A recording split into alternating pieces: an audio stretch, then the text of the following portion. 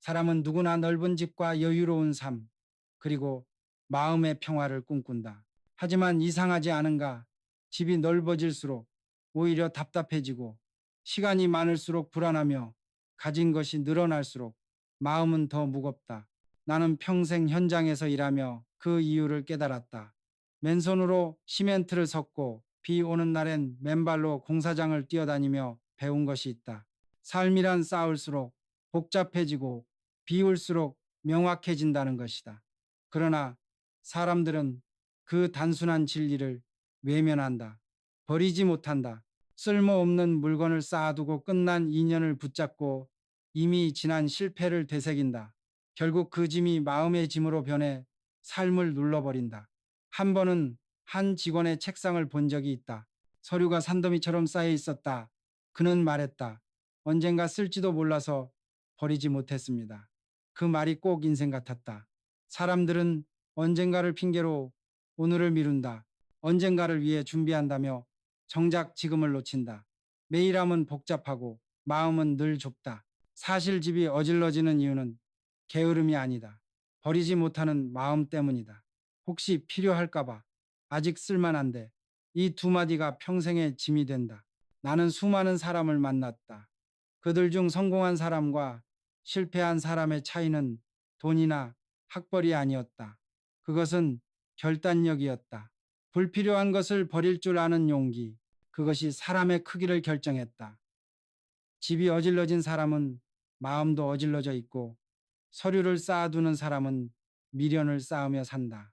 낡은 물건을 붙잡는 사람은 낡은 생각을 놓지 못한다. 정리란 결국 인생을 새로 짓는 일이다. 벽돌을 쌓기 전에 땅을 평평히 다지는 것처럼 인생도 버림이 먼저다. 나 또한 한때는 뭐든 아까워서 버리지 못했다. 오래된 장부작은 나사, 하나까지 손이 떨어지지 않았다. 하지만 그걸 쌓아두면 세일이 들어설 자리가 없었다. 그래서 결심했다. 버릴 줄 모르면 얻을 수도 없다. 이 단순한 진리를 깨닫는데 평생이 걸렸다. 지금 집을 한번 둘러보라. 옷장 안에 3년째 입지 않은 옷 서랍 속 언젠가 쓸 거라며 넣어둔 잡동사니들. 심지어 마음속에는 이미 끝난 사람에 대한 미련까지 들어있다. 그 모든 것이 당신의 발목을 붙잡고 있다. 정리 전문가들은 말한다. 집이 어수선한 사람들의 99%는 버리지 못하는 8가지 물건이 있다고. 나는 그걸 들으며 이렇게 생각했다. 그것은 단순한 물건이 아니라 인생의 8가지 착각이다. 버리지 못하는 건 실은 두려움 때문이다. 없어질까봐, 후회할까봐, 나중에 필요할까봐 이 3가지 감정이 우리의 자유를 막는다.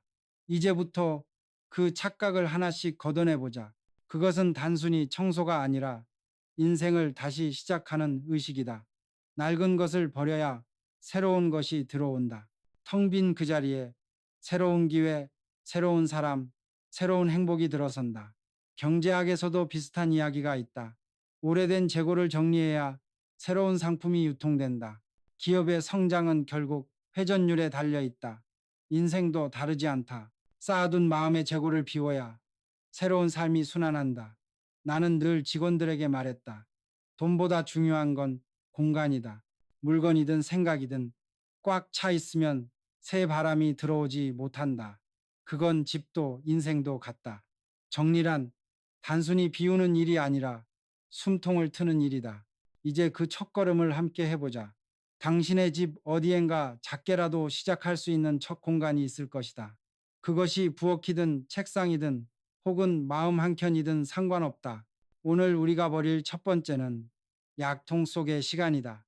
사람은 몸이 아프면 약을 찾는다. 그러나 더 무서운 것은 몸이 낫고 나서도 약을 버리지 못하는 마음이다. 혹시 또 아프면 어쩌지 비쌌으니까 나중에 먹어야지. 이런 생각이 바로 인생을 병들게 한다. 유통기한이 지난 약은 겉보기엔 멀쩡하지만 그 안의 성분은 변질되어 독이 된다. 사람의 마음도 같다. 이미 끝난 걱정, 지난 슬픔, 불필요한 후회를 품고 있으면 그것은 더 이상 경험이 아니라 독이다. 나는 한 번 창고를 정리하다가 수십 년 전 공사장에서 쓰던 도면 뭉치를 발견한 적이 있다. 이미 쓸모없다는 걸 알면서도 이건 역사야 라며 놔두었다. 그러나 그건 추억이 아니라 짐이었다. 과거의 자료가 미래의 벽이 되는 순간이었다. 약통을 열어보라. 낡은 알약 딱딱하게 굳은 연고, 누군가 사다 준 비싼 영양제, 혹시 몰라 쌓아둔 소화제들. 그게 다 마음속 불안의 증거다. 정말 건강해지고 싶다면 몸보다 먼저 마음을 치유해야 한다. 불안을 버리고 신뢰를 세워라. 내일의 병을 걱정하기보다 오늘의 생활을 바로잡는 것이 진짜 예방이다. 그리고 버릴 때조차 책임 있게 하라. 폐의약품은 아무데나 버리면 안 된다. 가까운 약국에 수거함에 넣는 것, 그것이 진짜 책임 있는 버림이다. 책임 있게 버릴 줄 아는 사람, 그 사람이야말로 삶을 다시 짓는 사람이다. 삶의 공간이 정리되면 머리도 몸도 마음도 가벼워진다. 그리고 그 여유는 또 다른 기회를 부른다. 정리의 시작은 약통에서, 인생의 회복은 불안을 버리는 데서 시작된다. 나는 전쟁 후 아무것도 없던 시절을 살았다. 그때는 진짜 없음이 문제였다. 하지만 지금 사람들은 없을지도 모른다는 상상 때문에 불안하다. 풍요의 시대에 살면서도 결핍을 두려워한다. 그게 오늘날의 역설이다. 부족함은 현실이 아니라 마음의 상태다. 경제가 아무리 발전해도 불안이 커지는 이유는 바로 그 마음 때문이다. 결국 진짜 비워야 할 건 서랍 속이 아니라 마음 속이다. 집안을 한번 둘러보라. 비닐봉지 안에 또 비닐봉지가 있고 종이 가방은 또 다른 종이 가방 속에 숨어 있다. 사람들은 말한다. 나중에 선물 줄 때 쓸 거야. 혹시 필요하면 어쩌지 하지만 그 말 속에는 부족함에 대한 공포가 숨어 있다. 나는 평생을 일하며 느꼈다. 사람은 물건이 부족해서 불안한 게 아니라 마음이 비어 있어서 불안하다. 마음이 가난하면 아무리 물건이 많아도 늘 모자라게 느껴진다. 마트나 백화점에 가면 언제든 비닐봉지도 가방도 살 수 있다. 그런데도 사람들은 버리지 못한다. 그건 생활의 문제가 아니라 신념의 문제다. 버리면 손해라는 생각, 남겨두면 든든하다는 착각. 하지만 그것이 바로 현대인의 짐이다. 사업도 다르지 않다. 불필요한 재고를 쌓아두는 회사는 망한다. 창고를 비워야 새로운 물건이 들어오고 자본이 순환해야 기업이 산다. 일본의 경제학자 이토 요이치도 이렇게 말했다. 정체된 재고는 죽은 돈이다. 개인의 인생도 마찬가지다. 쓸모없는 감정과 불안을 쌓아두면 결국 마음의 창고가 막히고 인생의 순환이 멈춘다. 비닐봉지를 10개만 남겨라. 크기별로 나누고 나머지는 과감히 버려라. 그 10개조차 쓰지 않는다면 다음엔 5개만 남겨라. 진짜 여유는 적당함에서 태어난다. 있을 만큼만 가지는 용기가 곧 품격이다. 한 번은 우리 회사 직원의 집에 간 적이 있었다. 현관 옆에 종이 가방이 산더미처럼 쌓여 있었다. 나는 말했다. 당신의 불안이 저기 쌓여 있군요. 그는 웃었지만 며칠 뒤 내게 이렇게 말했다. 회장님, 그 가방들 다 버리고 나니 숨이 트였습니다. 그때 나는 확신했다. 물건을 버리는 건 단순히 정리가 아니라 정신의 재정비라는 걸. 비닐봉지를 버린다는 건 단순한 청소가 아니다. 그것은 혹시 몰라서라는 두려움을 버리는 일이다. 불안 대신 신뢰를 택하는 것. 그것이 풍요의 첫걸음이다. 비우면 공간이 넓어지고 공간이 넓어지면 마음이 넓어진다. 그 순간부터 집은 단순한 거주지가 아니라 마음의 궁전이 된다. 한번 생각해보라. 당신의 서랍 속에는 지금 무엇이 들어있는가? 고장난 휴대폰 작동하지 않는 라디오 언젠가 고치겠다며 묶어둔 전선들. 그것들은 단순한 물건이 아니다. 그것은 놓지 못한 과거의 그림자다. 나는 평생 기술과 함께 살아왔다. 쇠를 만지고 엔진을 만들고 기계를 다루며 살았다. 하지만 기술보다 더 빨리 변하는 것이 있다. 바로 사람의 마음이다. 새로운 것을 배우려면 먼저 낡은 것을 버릴 줄 알아야 한다. 한 번은 직원이 물었다. 회장님, 이 기계는 아직 돌아가는데 왜 바꿔야 합니까? 나는 대답했다. 지금 돌아가는 건 어제의 기술이다. 내일을 만들려면 오늘의 습관부터 버려야 한다. 서랍 속 낡은 휴대폰은 단순한 기계가 아니다. 그것은 그때는 좋았지 하는 마음의 표본이다. 추억을 이유로 버리지 못하지만 그 추억이 오늘의 발전을 막는다. 배터리가 부풀어 오르고 전선이 굳어 터질 위험이 있는데도 괜찮겠지 하며 쌓아둔다. 그것은 불안과 게으름의 합작품이다. 인생도 같다. 고장난 관계 멈춘 꿈 끝난 일들을 마음 한 구석에 쌓아두면 결국 터진다. 나는 공장을 세울 때마다 느꼈다. 기계를 버리는 건 쉬웠지만 사람의 습관을 버리는 건 어려웠다. 그래서 늘 말했다. 낡은 걸 고집하면 새 기계도 소용없다. 삶도 그렇다. 새로운 길을 가고 싶다면 먼저 낡은 마음을 정리해야 한다. 지금 당신의 서랍을 열어라. 작동하지 않는 전자제품이 있다면 그것은 당신이 과거에 묶여 있다는 증거다. 그것을 버리지 않으면 새로운 기술, 새로운 인연, 새로운 기회가 들어오지 못한다. 버릴 때는 두려워하지 마라. 데이터는 백업하면 된다. 기억은 남기되 물건은 놓아야 한다. 기억은 마음에 남기되 공간은 비워야 한다. 그것이 진짜 발전의 철학이다. 버린다고 해서 잃는 게 아니다. 오히려 그 자리에 새로운 가능성이 들어온다. 낡은 기계를 버린 자리에 더 빠르고 효율적인 기계가 들어오듯 당신의 인생에도 새로운 에너지가 채워질 것이다. 인생은 교체의 연속이다. 버림없이 성장은 없다. 나는 늘 이렇게 말했다. 붙잡는 손은 이미 닫혀 있다. 놓는 손만이 새로운 것을 잡을 수 있다. 그러니 오늘 서랍 속 낡은 전자기를 버려라. 그것은 단순한 정리가 아니라 당신 인생의 업데이트다. 세상은 지금도 빠르게 변하고 있다. 기술도 일자리도 관계의 방식도 모두 새로워진다. 과거를 움켜쥐고는 미래를 잡을 수 없다. 현대 심리학에서도 말한다. 정리의 본질은 통제감의 회복이다. 버리는 사람은 단순히 물건을 비우는 게 아니라 자기 삶의 주도권을 되찾는다. 그러니 오늘 결심하라. 작은 것 하나라도 버려라. 낡은 충전기 하나, 오래된 전화기 하나, 그것이 당신 삶의 첫 리셋 버튼이 될 것이다. 버림이 곧 성장이다. 새로운 시대는 비운 사람에게만 열린다. 사람들이 가장 버리기 어려워하는 것 중 하나가 반찬통이다.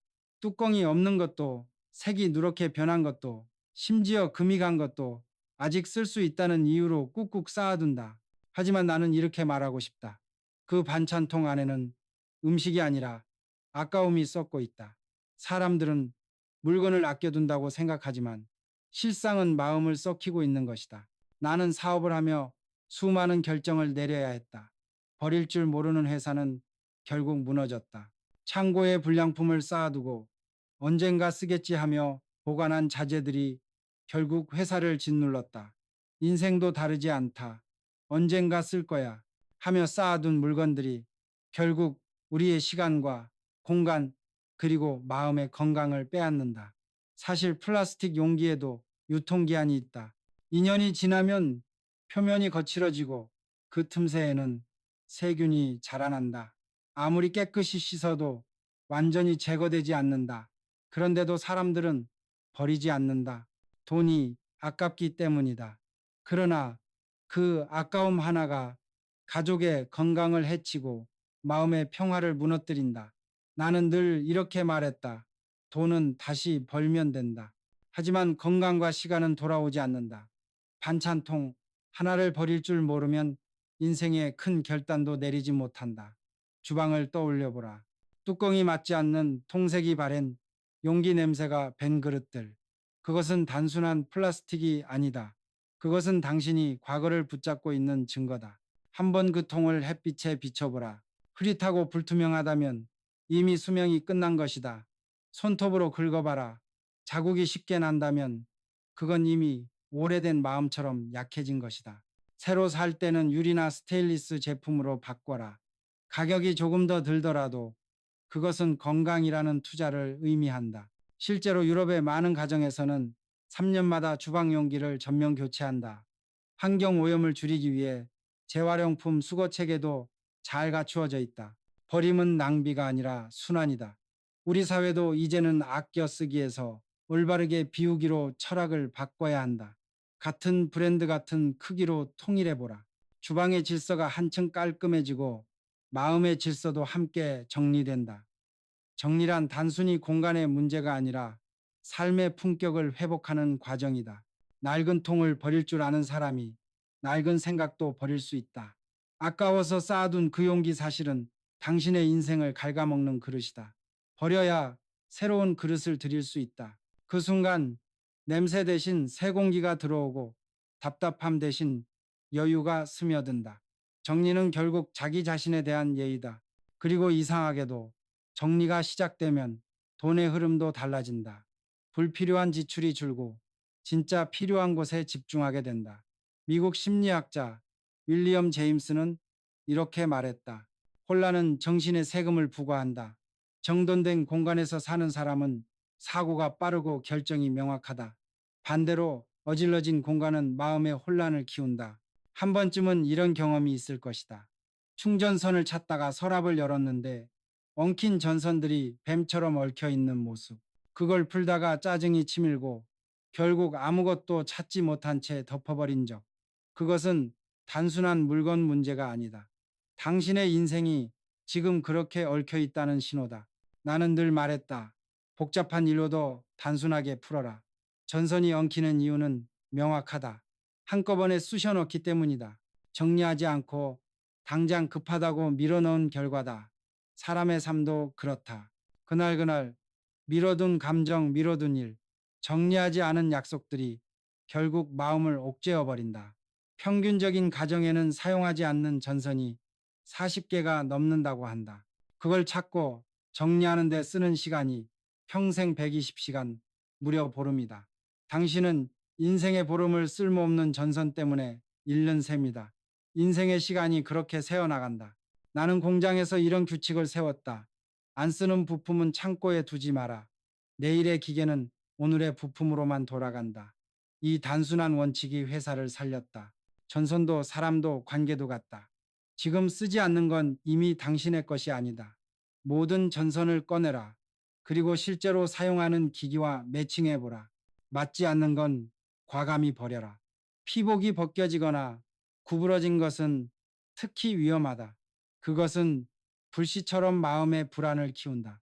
남겨둘 전선은 깔끔히 묶고 라벨을 붙여라. 용도를 알면 복잡함이 사라진다. 투명한 상자의 종류별로 정리하면 당신의 인생도 한결 투명해진다. 나는 이렇게 말하고 싶다. 엉킨 전선을 정리하지 못하는 사람은 엉킨 인생도 풀지 못한다. 정리는 습관이 아니라 사고방식이다. 무질서를 두려워하지 말고 그 속에서 질서를 세워라. 그것이 바로 현대인의 정신이다. 전선을 정리한 뒤 그 자리를 보라.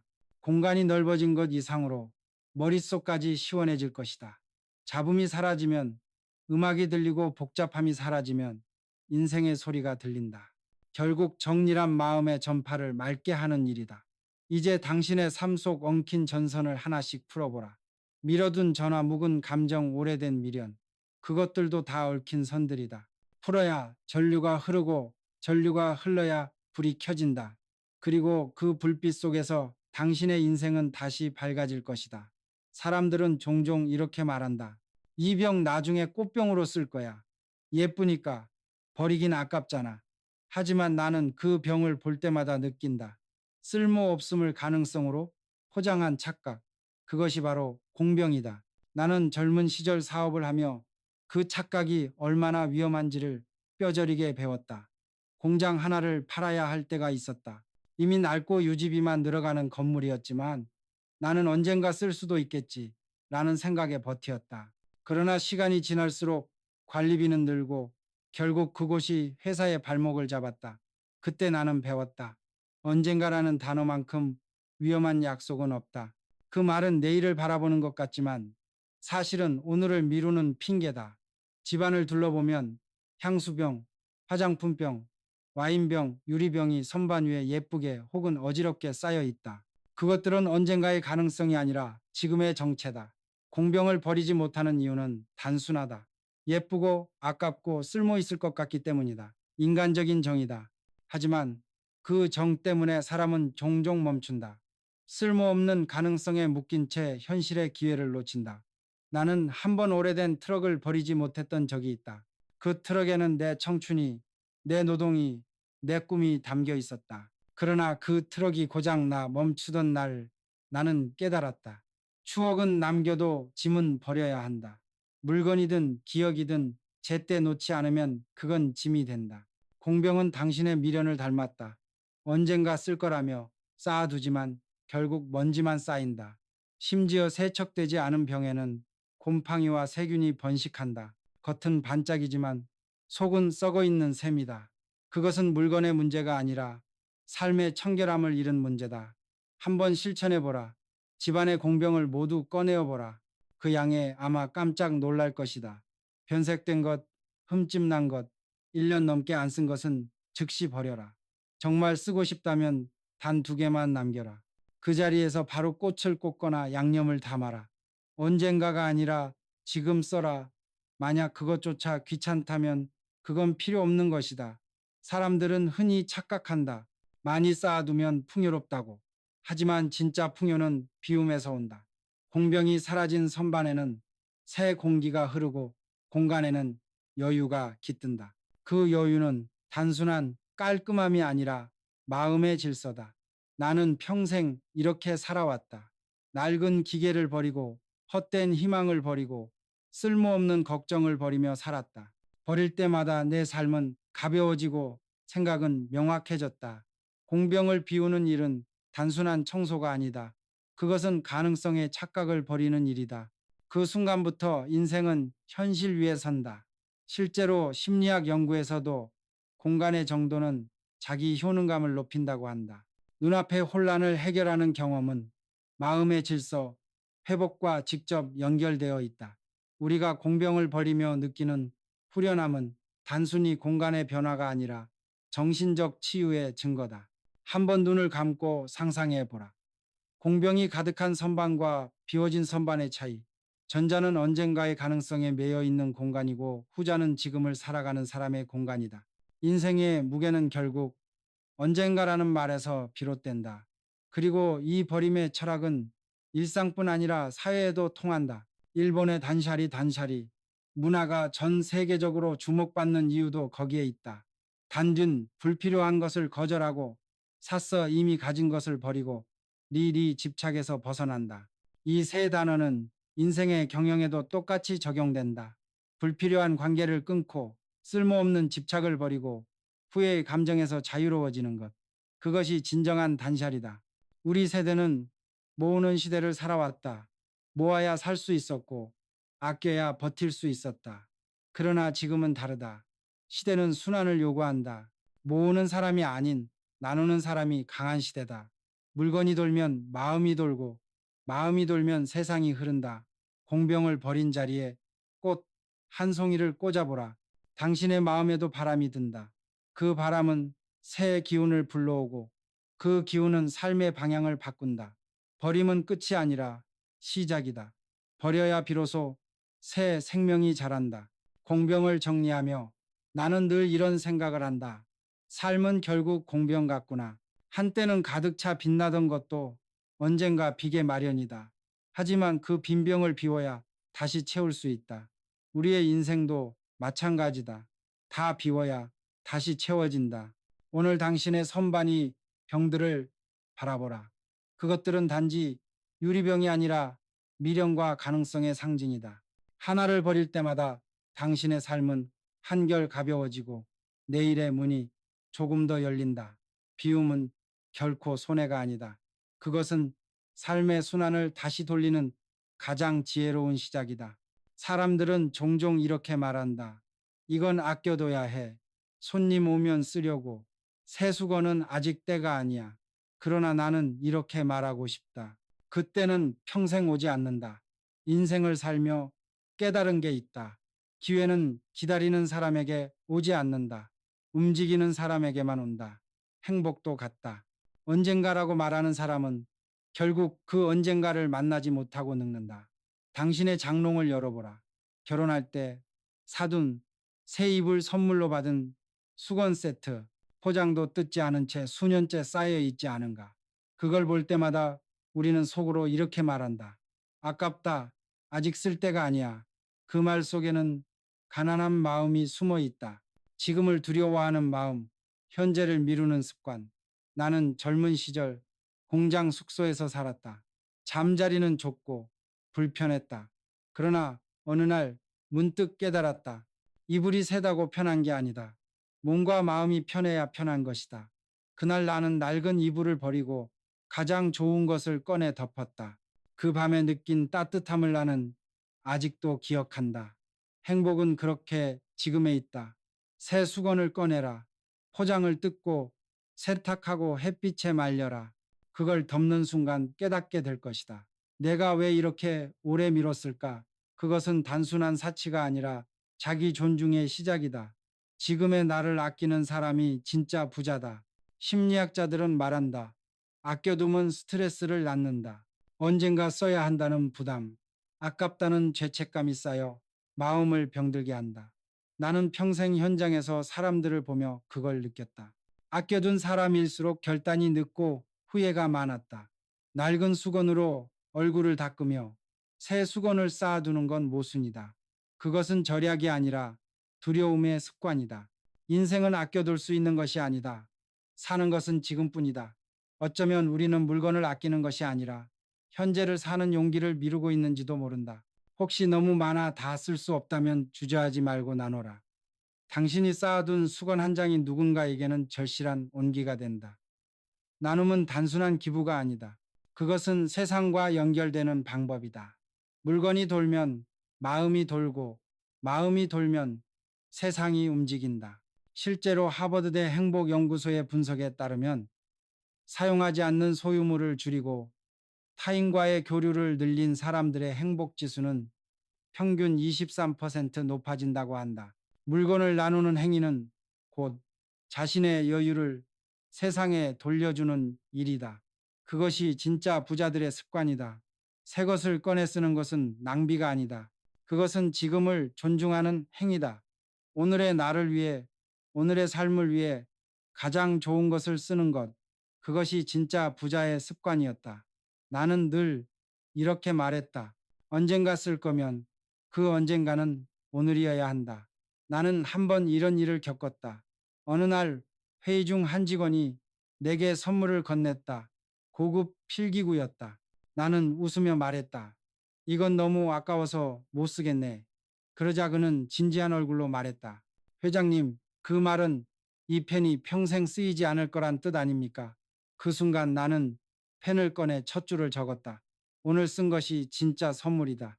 그 문장은 내 인생의 신조가 되었다. 행복은 먼 미래의 약속이 아니라 지금 행동의 결과다. 새 수건을 꺼내는 일, 새 컵을 사용하는 일, 새 이불을 펴는 일, 그 모든 사소한 행동이 지금의 나를 존중하는 시작이다. 혹시 마음 한구석에서 이런 생각이 들지도 모른다. 그래도 새 거는 좀 아깝잖아. 하지만 진짜 아까운 것은 물건이 아니라 오늘이다. 오늘의 행복을 미루는 것이야말로 가장 큰 낭비다. 그러니 지금 당장 새 수건을 꺼내라. 포장을 뜯고 햇빛에 말리고 그 따뜻함을 온몸으로 느껴라. 그것은 단순한 수건이 아니라 삶의 태도다. 나는 오늘을 살겠다. 라는 다짐의 표시다. 그 작은 행동 하나가 당신의 하루를 그리고 인생의 온도를 바꿀 것이다. 따뜻함은 결코 우연히 찾아오지 않는다. 그것은 지금을 선택한 사람에게만 찾아온다. 이 세상에는 완벽한 때란 없다. 단지 지금이 있을 뿐이다. 그리고 지금이란 단어를 붙잡는 사람만이 진짜 행복을 붙잡는다. 그러니 언젠가를 기다리지 말고 오늘을 사용하라. 그것이야말로 삶을 가장 부드럽고 따뜻하게 만드는 비밀이다. 당신이 새 수건을 꺼내는 순간 삶은 다시 흐르기 시작한다.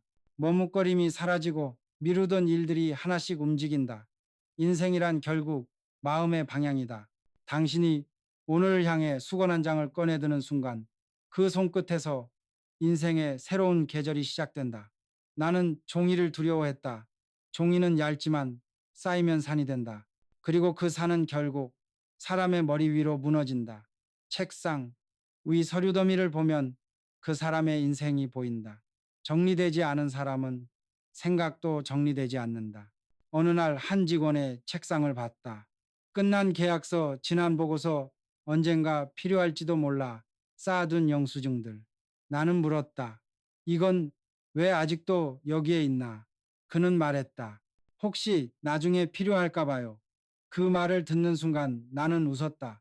혹시 몰라서라는 말이 세상에서 가장 비싼 말이기 때문이다. 사업을 하다 보면 필요 없는 서류가 넘친다. 그러나 버리지 않으면 그것들이 결국 회사를 잡아먹는다. 공간이 좁아지고 판단이 흐려지고 결정이 느려진다. 사람의 인생도 같다. 머릿속에 오래된 기억과 불필요한 정보가 쌓이면 새로운 생각이 들어올 자리가 없다. 우리는 종종 기억이 많을수록 지혜롭다고 착각하지만 사실 진짜 지혜는 기억보다 정리된 생각에서 나온다. 공사 현장에서 일할 때마다 느꼈다. 깨끗한 책상에서 좋은 설계가 나온다.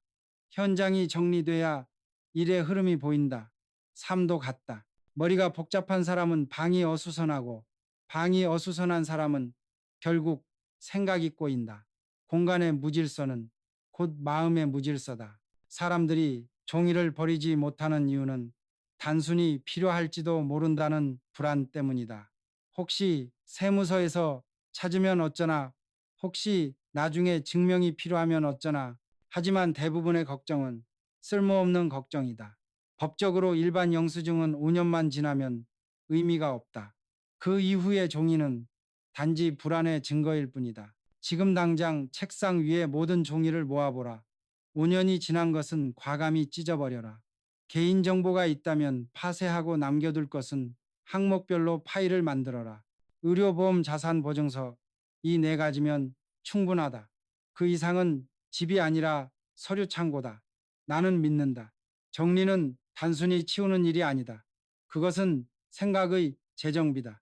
불필요한 것을 버려야 머리가 맑아지고 머리가 맑아야 아이디어가 나온다. 머릿속이 복잡하면 아무리 좋은 기회가 와도 보이지 않는다. 한 번은 내 사무실을 통째로 비운 적이 있다. 수십 년 된 장부를 전부 파쇄기에 넣었다. 직원들이 놀라 물었다. 회장님, 이거 다 버리면 어떡합니까? 나는 대답했다. 다 버려야 새 역사가 시작된다. 그때 나는 확신했다. 버린다는 것은 잃는 게 아니라 정리하는 것이다. 기억은 머리에, 자료는 마음에, 그리고 공간은 미래를 위해 남겨두는 것. 책상 위가 깨끗해지면 머릿속이 맑아진다. 그리고 그때 비로소 길이 보인다. 정리되지 않은 사람은 늘 제자리지만 정리된 사람은 언제나 앞으로 나아간다. 이것은 단지 일의 효율 문제가 아니다. 심리학적으로도 증명된 사실이다. 하버드대의 연구에 따르면 어수선한 환경에서 일하는 사람은 생산성이 평균 47% 떨어지고 의사결정 속도는 절반 이하로 감소한다고 한다. 공간의 혼란이 곧 정신의 혼란으로 이어지는 것이다. 지금 당신의 머릿속을 떠올려 보라. 불필요한 기억, 이미 끝난 관계, 지나간 일에 대한 미련이 쌓여 있지 않은가. 그것들이 바로 마음의 서류도입니다. 아무 소용없는 과거의 기록을 붙잡고 있다면 새로운 행복은 들어올 자리를 찾지 못한다. 버림은 단절이 아니다. 그것은 순환이다. 오래된 종이를 버리는 것은 새로운 생각을 위한 여백을 만드는 일이다. 화가는 캔버스를 비워야 새 그림을 그릴 수 있고 작가는 문장을 지워야 더 나은 문장을 쓸 수 있다. 인생도 같다. 지워야 다시 쓸 수 있다. 나는 지금도 기억한다. 오래전 한 직원이 내게 말했다. 회장님은 왜 그렇게 과감하게 버리세요? 나는 웃으며 대답했다. 나는 버릴 때마다 내 머릿속 공간이 넓어지는 게 느껴진다네. 그 말은 단순한 비유가 아니었다. 실제로 공간이 넓어지면 생각이 깊어진다. 종이를 버리는 일은 단순한 청소가 아니다. 그것은 머리에 쌓인 짐을 덜어내는 의식이다. 버린 만큼 생각은 가벼워지고 그 자리에서 새로운 아이디어가 피어난다. 그것이 바로 창의력의 시작이다. 정리되지 않은 사람은 늘 제자리에 머무르지만 정리된 사람은 언제나 전진한다.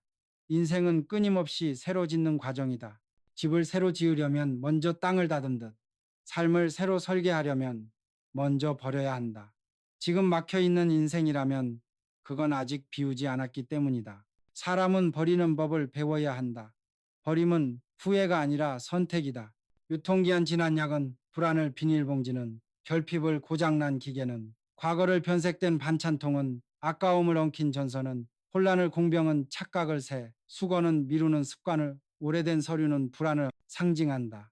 이 8가지를 버리는 건 단순한 물건 정리가 아니라 인생의 방향을 다시 세우는 일이다. 나는 평생 그렇게 살아왔다. 불필요한 걸 버리고 새로운 걸 받아들이며 오늘을 살아냈다. 사람들은 묻는다. 회장님, 어떻게 그렇게 많은 일을 해내셨습니까? 나는 대답했다. 버릴 걸 버렸기 때문이다. 욕심을 줄이고 미련을 놓고 그때그때 새 일을 시작했다. 인생은 그렇게 돌아가는 것이다. 정리를 마친 집은 호텔처럼 깨끗하다. 그러나 더 중요한 변화는 눈에 보이지 않는 곳에서 일어난다. 바로 마음이다. 공간이 넓어지면 마음이 넓어지고 마음이 넓어지면 인생이 넓어진다. 그것이 진짜 부의 시작이다. 사람들은 종종 돈이 많아야 부자라고 생각하지만 나는 그렇게 생각하지 않는다. 불안 여유의 다른 이름이다. 여유는 비움에서 생기고 비움은 용기에서 비롯된다. 한 번은 젊은 직원이 내게 물었다. 회장님, 어떻게 그렇게 여유로워 보이세요? 나는 웃으며 말했다.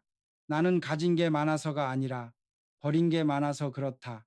그는 이해하지 못한 눈치였다. 하지만 시간이 흘러 그가 직접 가정을 꾸리고 회사를 운영하게 되었을 때 그 말의 의미를 깨달았다고 했다. 삶은 끊임없이 정리하는 과정이다. 버린다는 건 단절이 아니라 조율이다. 쓸모없는 물건을 버리면 집이 정돈되고 쓸모없는 걱정을 버리면 생각이 정돈된다.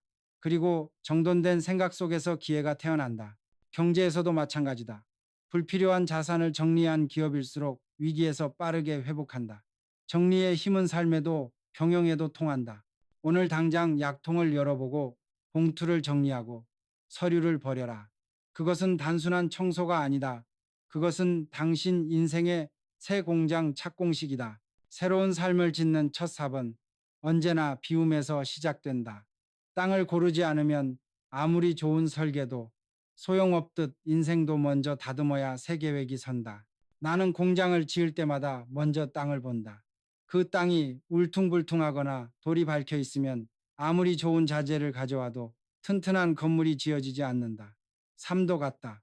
마음의 땅이 고르지 않으면 아무리 좋은 기회가 와도 뿌리 내리지 못한다. 비움은 그 땅을 평평히 다지는 과정이다. 사람들은 버리기를 두려워한다. 그러나 진정한 두려움은 버림이 아니라 정체에 있다.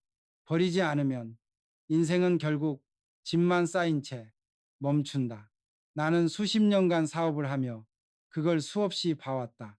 욕심이 많아 망한 사람은 많았지만 버려서 망한 사람은 한 명도 없었다. 비움은 단순한 절제가 아니라 성장의 조건이다.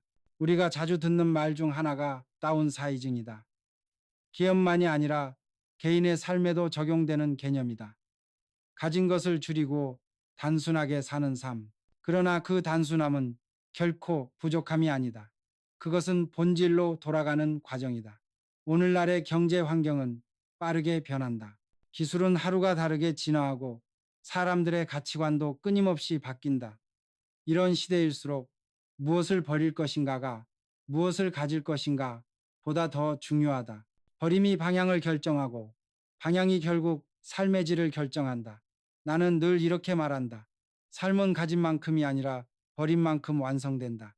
많은 사람들은 돈을 버는 일을 인생의 목표로 삼지만 진짜 어려운 일은 돈을 버는 것이 아니라 짐을 덜어내는 것이다. 물건의 짐, 관계의 짐, 감정의 짐을 내려놓을 때 비로소 인생이 가벼워진다. 당신의 삶에서 가장 먼저 버려야 할 짐은 무엇인가? 어쩌면 그것은 낡은 물건이 아닐 수도 있다. 과거의 후에 끝난 관계, 혹은 아직 시작도 하지 않은 걱정일 수도 있다. 우리는 종종 보이지 않는 짐을 가장 오래 짊어진다. 그러나 그 짐을 내려놓지 않으면 새로운 길을 갈 수 없다. 한 심리학 연구에 따르면 집안의 정리 수준과 삶의 만족도는 강하게 연관되어 있다. 정돈된 환경에서 사는 사람들은 그렇지 않은 사람보다 우울감을 35%덜 느낀다고 한다. 이유는 간단하다. 정리는 통제감의 회복이다. 물건을 정리하며 우리는 내가 내 삶을 다스릴 수 있다는 신호를 무의식적으로 받는다. 그것이 바로 마음의 평화를 만든다. 삶을 새로 짓는다는 것은 거창한 일이 아니다. 지금 이 순간 한 가지라도 버리는 것에서 시작된다. 낡은 컵 하나, 쓸모없는 서류 한 장, 불필요한 생각 하나. 그 작은 버림이 모여 인생의 큰 변화를 만든다. 이제 당신의 차례다. 지금 손에 쥔 무언가를 내려놓아라. 그것이 물건이든 미련이든 불안이든 상관없다. 그 한 가지를 버리는 순간 당신의 인생은 이미 달라지기 시작했다. 비움은 끝이 아니다. 그것은 새로운 시작이다. 삶은 끊임없이 새로 지어지는 집과 같다. 그리고 당신은 그 집의 주인이다. 오래된 벽을 허물고 낡은 기둥을 치우며 더 튼튼하고 따뜻한 집을 다시 세워야 한다. 오늘의 버림이 내일의 건축이 된다. 그러니 오늘 당신의 인생을 새로 짓는 첫삽을 들어라. 그리고 그 자리에 진짜 자유, 진짜 평화, 진짜 행복을 세워라. 그 시작은 거창한 다짐이 아니라 단 하나의 행동이다. 지금 눈앞에 불필요한 것을 버리는 일. 그것이 바로 새로운 삶의 첫 벽돌이다. 정말 당신을 존중하는 사람이라면 당신의 거절을 이해할 것입니다. 이해하지 못한다면 그 사람은 애초에 당신의 착함을 이용하려 했던 것입니다. 심리학자 브레네 브라운은 이런 말을 했습니다. 가장 건강한 관계는 경계가 분명한 관계다. 경계가 없는 친절은 결국 분노로 변한다. 이 말이 차마 닿았습니다. 착한 마음이 분노로 변하는 순간은 언제입니까? 바로 내가 한없이 내어주다가 더 이상 줄 수 없을 때입니다. 그때 우리는 서운함과 피로 허무함을 느낍니다. 그건 착함의 문제가 아니라 경계가 없었던 탓입니다. 착한 마음은 따뜻함이 아니라 책임입니다. 책임에는 한계가 있습니다. 그 한계를 모르는 착함은 결국 좋은 사람이라는 이름으로 포장된 자기희생이 됩니다. 좋은 사람으로 보이기 위해 내 행복을 잃는다면 그것은 더 이상 미덕이 아닙니다. 이 시대를 살아가는 많은 중장년층이 이런 고민을 합니다. 이제 와서 거절하면 너무 이기적인 사람으로 보이지 않을까? 그래도 나를 필요로 하는데 외면하는 건 나쁜 일 아닐까? 하지만 여러분, 이제는 그렇게 생각하지 않아도 됩니다. 당신은 이미 평생을 남을 위해 살아왔습니다. 이제는 자신을 위해 단호해질 권리가 있습니다. 경제학에서는 이런 말을 합니다. 지속 가능한 시스템은 반드시 자가 보존 기능을 갖춰야 한다. 인간관계도 마찬가지입니다. 내가 완전히 소모되면 더 이상 아무도 도울 수 없습니다. 내 마음의 연료가 다 떨어지면 나의 착함은 타인에게조차 도움이 되지 않습니다. 그러니 이제는 착한 마음을 지속 가능한 방식으로 써야 합니다. 한계 안에서 베풀고 책임 안에서 돕고 원칙 안에서 나누는 것. 그게 바로 성숙한 착함입니다. 한 번은 나에게 이렇게 묻는 후배가 있었습니다. 회장님 인생을 살면서 가장 잘한 결정이 무엇입니까? 나는 잠시 생각한 뒤 대답했습니다. 사람을 믿되 나를 잃지 않았던 결정들이다. 착한 마음은 사람을 끌어들이는 빛입니다. 그러나 그 빛을 너무 오래 켜두면 나방도 달려듭니다. 당신이 누구에게 마음을 내어주고 있는지, 그 사람이 당신의 불빛을 따뜻하게 느끼는 사람인지, 아니면 탐욕의 불씨로 이용하려는 사람인지 늘 스스로 물어야 합니다. 나는 자주 내 자신에게 이렇게 되묻습니다. 내 착함이 지금 나를 성장시키고 있는가? 아니면 나를 소모시키고 있는가? 이 질문 하나만 꾸준히 던져도 삶의 방향이 달라집니다. 이제는 착한 마음을 단순히 좋은 성품으로 여기지 마십시오. 그건 삶의 전략이자 인생의 철학이어야 합니다. 착하되 지혜롭게 도와주되 지켜내며 따뜻하되 단호하게 이 세 가지 균형이 잡힌 사람만이 결국 세상 속에서도 자신을 잃지 않고 남을 살리면서 자신도 함께 살아남습니다. 착한 마음이 진정한 덕목이 되려면 그것은 분별과 원칙 위에 있어야 합니다. 그때 비로소 착함은 더 이상 약점이 아니라 당신의 인생을 단단히 지탱하는 근력이 됩니다. 나는 오랜 세월을 살며 느꼈습니다. 인생에서 가장 무서운 적은 가난도 실패도 아닙니다. 가장 두려운 적은 바로 사람, 특히 내 착한 마음을 이용하려는 사람입니다.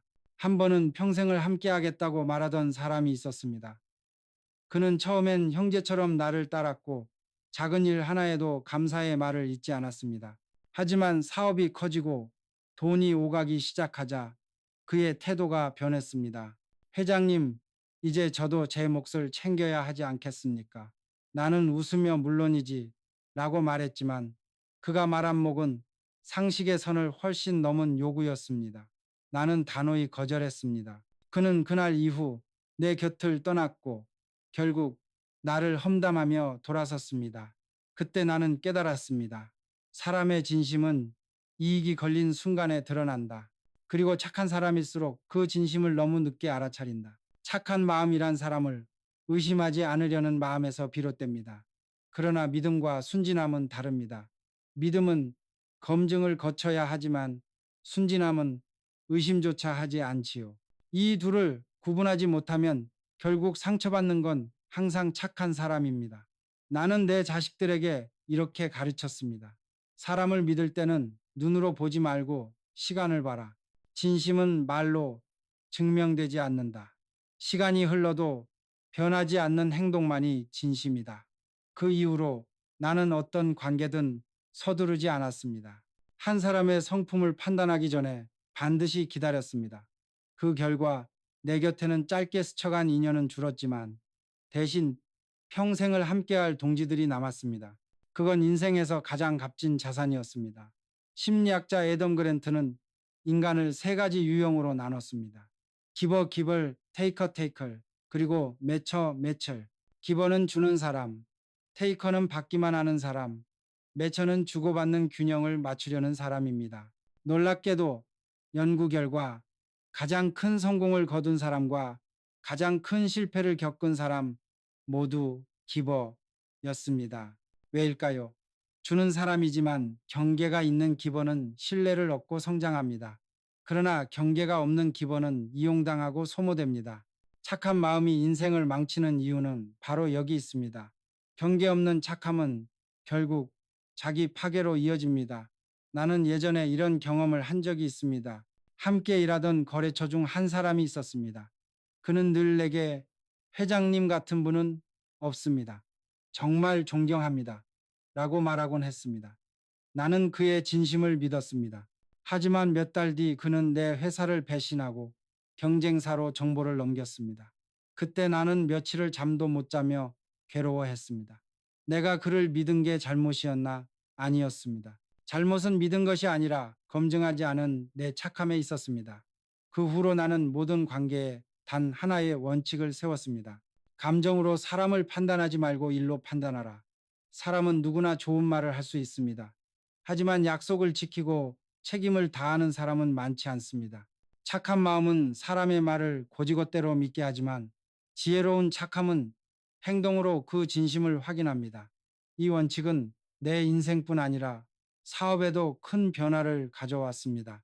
감정이 아닌 신뢰 선의가 아닌 원칙으로 관계를 맺으니 배신이 줄고 진심이 깊어졌습니다.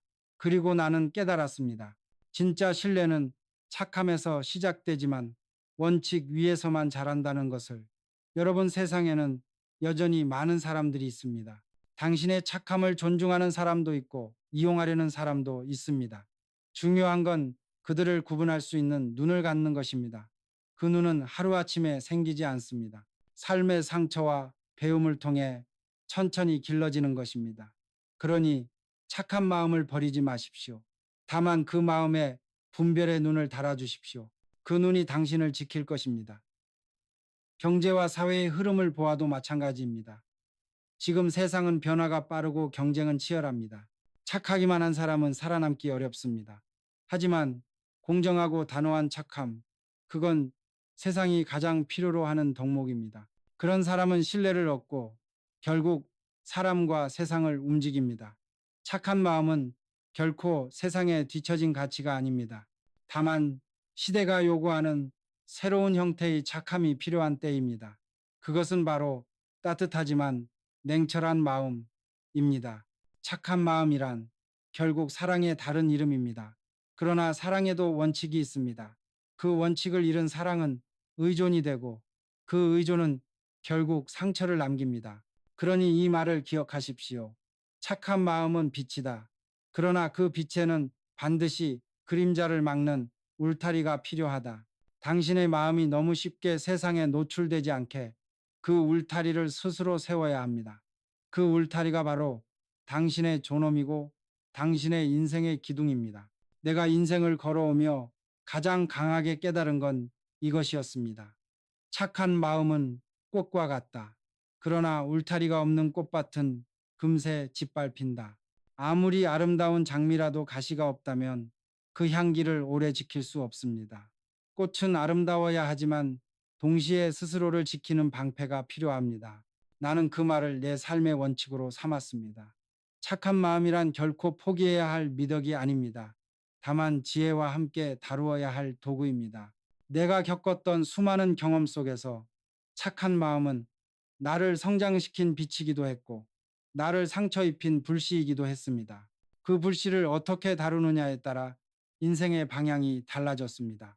한 번은 공장 시절 젊은 직원 하나가 있었습니다. 그는 어려운 집안 사정에도 불구하고 늘 밝은 얼굴로 일했습니다. 나는 그를 안쓰럽게 여겨 개인적으로 용돈을 주고 주말마다 식사도 챙겨주었습니다. 그러나 시간이 지나자 그는 조금씩 달라졌습니다. 지각이 잦아지고 일에 책임감이 줄어들었습니다. 내 착한 마음이 오히려 그를 나태하게 만든 것이었습니다. 그때 나는 마음이 아팠습니다. 그에게 도움을 주며 인간적으로 성장하길 바랐는데 결과는 정반대였으니까요. 그날 이후 나는 이런 결론을 내렸습니다. 진짜 착함은 감싸주는 게 아니라 일어서게 만드는 것이다. 도움이 누군가의 의지를 약하게 만든다면 그것은 선이 아니라 독입니다. 심리학자 알프레드 애들러는 말했습니다. 과잉보호는 사랑의 탈을 쓴 폭력이다. 이 말은 부모와 자식의 관계뿐 아니라 모든 인간관계에 적용됩니다. 착한 마음으로 상대를 감싸다가 결국 스스로 서지 못하게 만드는 것, 그것이야말로 착함이 변질되는 순간입니다. 나는 이 깨달음을 바탕으로 내 주변 사람들에게 늘 말했습니다. 사람을 도와라. 그러나 그가 스스로 설 수 있게만 도와라. 이것이 내가 사업에서도 인간관계에서도 세운 가장 중요한 원칙이었습니다. 사람은 누구나 인정받고 사랑받고 싶어 합니다. 그래서 착하게 굴고 부탁을 거절하지 못합니다. 하지만 진정으로 존경받는 사람은 착하기만 한 사람이 아니라 원칙을 가지고 따뜻하게 행동하는 사람입니다. 한 번은 한 후배가 내게 물었습니다.